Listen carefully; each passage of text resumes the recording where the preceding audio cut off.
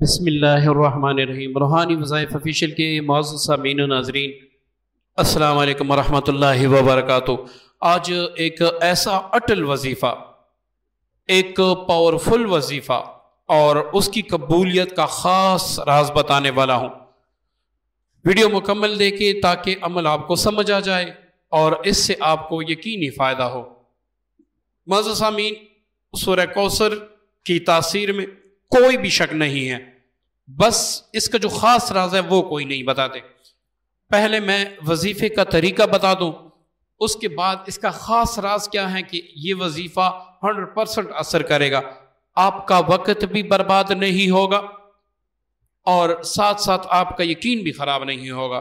معزز سامعین، پہلے آپ اچھی طرح سوچ لیں کہ میں جس دشمن کے بارے میں یہ کر رہا ہوں، آیا میرے لیے کرنا ہے چاہیے یا نہیں؟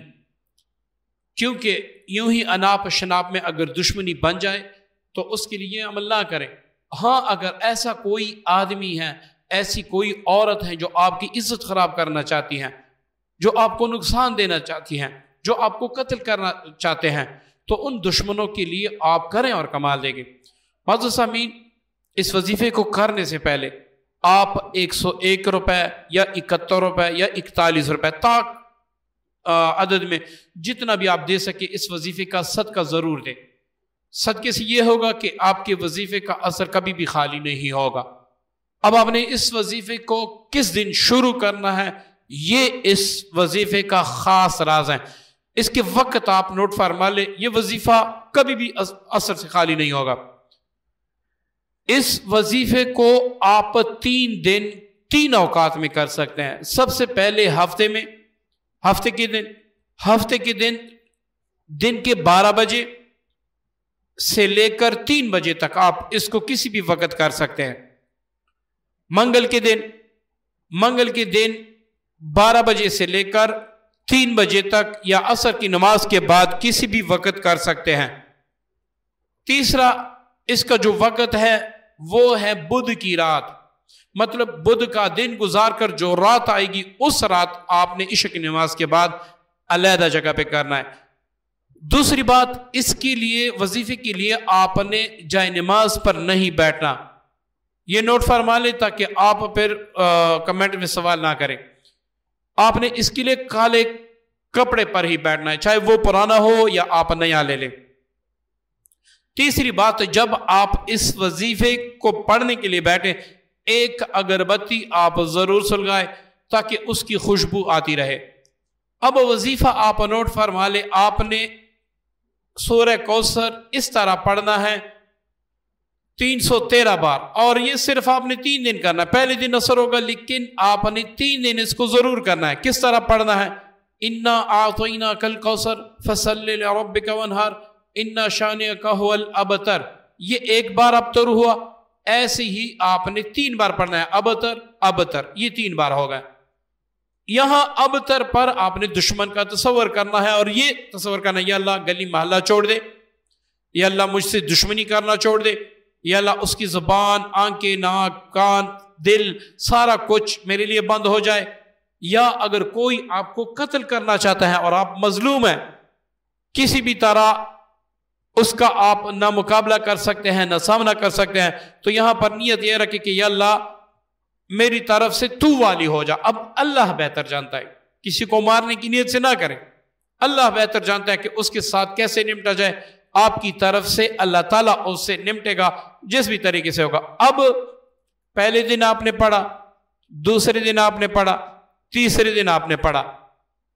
اب ایک خاص نقطہ آپ کو بتا دیتا ہوں، وہ آپ نے ضرور کرنا ہے۔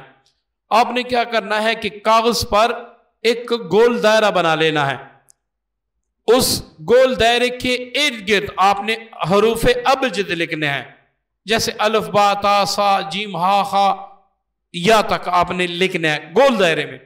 وہ حروف آپ نے گول دائرے کے باہر لکھنے ہیں۔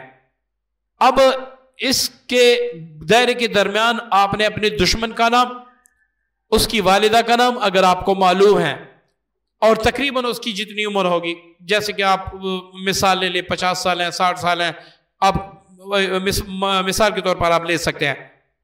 اگر اس کی امی کا نام آپ کو پتہ نہیں ہے تو آپ اس کا جو عہدہ ہے اور جس شہر میں اس کا عہدہ ہے، فار ایگزامپل ایک میرا دشمن ہے، اس کا نام نوید ہے، اب میں اس کے لیے کیسے کروں گا؟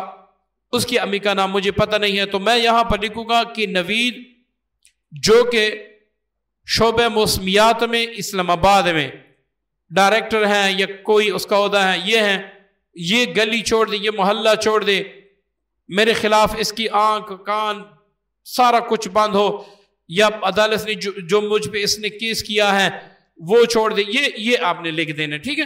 یہ لکھ کے آپ نے وزن کے نیچے رکھنا ہے، وزن کم از کم 20 کلو ہونا چاہیے۔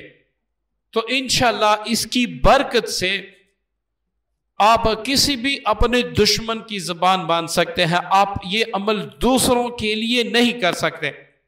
اگر آپ چاہتے ہیں کہ میں دوسروں کے لیے بھی عمل کروں، خود بھی فائدہ لوں، آپ عامل بھی ہیں، تو بھی آپ نے یہ عمل ضرور کرنا ہے، تب جا کے آپ اس سے فائدہ لے سکیں گے۔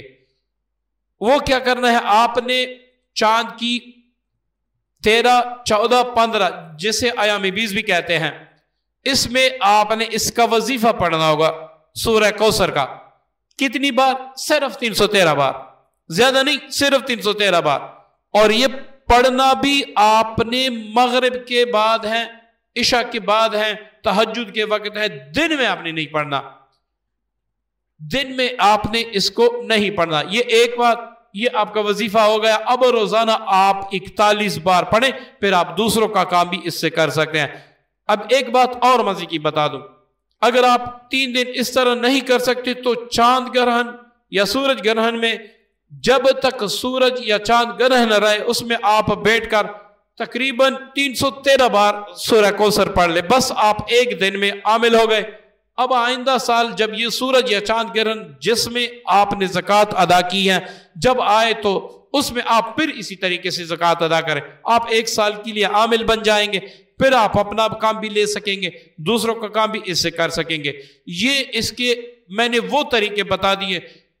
انشاءاللہ میں کوشش کروں گا کہ میں اس کا مکمل عامل کامل بننے کا طریقہ بھی بتا دوں، لیکن یہ اس کا محل نہیں ہے، یہاں صرف عمل آپ کو سمجھانا تھا اور اس میں تاثیر پیدا کرنا۔ چونکہ ہماری جو زبانیں ہیں وہ گناہوں سے لتڑی ہوئی ہیں، تو غیبت سے، جھوٹ سے، ہم جھوٹ بھی بولتے ہیں، غیبت بھی کرتے ہیں، تو ہماری زبان میں اتنی تاثیر نہیں ہوتی۔ تو اس طرح سورج چاند گرہن میں جب آپ زکوٰۃ ادا کر دیں، یا ویسے ہی 3 دن کی یا 1 دن کی، تو اس کے بعد 41 بار روزانہ ورد کی نیت سے سورہ کوثر کو جاری رکھیں۔ اس کے فیوز و برکات اتنے ہوں گے کہ کسی دشمن کے لیے آپ کو عمل کرنے کی ضرورت ہی نہیں ہوگی، بلکہ دشمن ویسے ہی فنا ہوتے رہیں گے، جادو جنات کی کاٹ بھی ہوتی رہے گی، اور اللہ تعالیٰ آپ کو غیب سے ہر چیز کثیر تعداد میں عطا فرمائیں گے انشاءاللہ۔ امید کرتا ہوں آج کی ویڈیو آپ کو پسند آئے ہوگی، صدقہ جاریہ کی نیت سے شیئر ضرور کیجیے گا۔ السلام علیکم ورحمۃ اللہ وبرکاتہ۔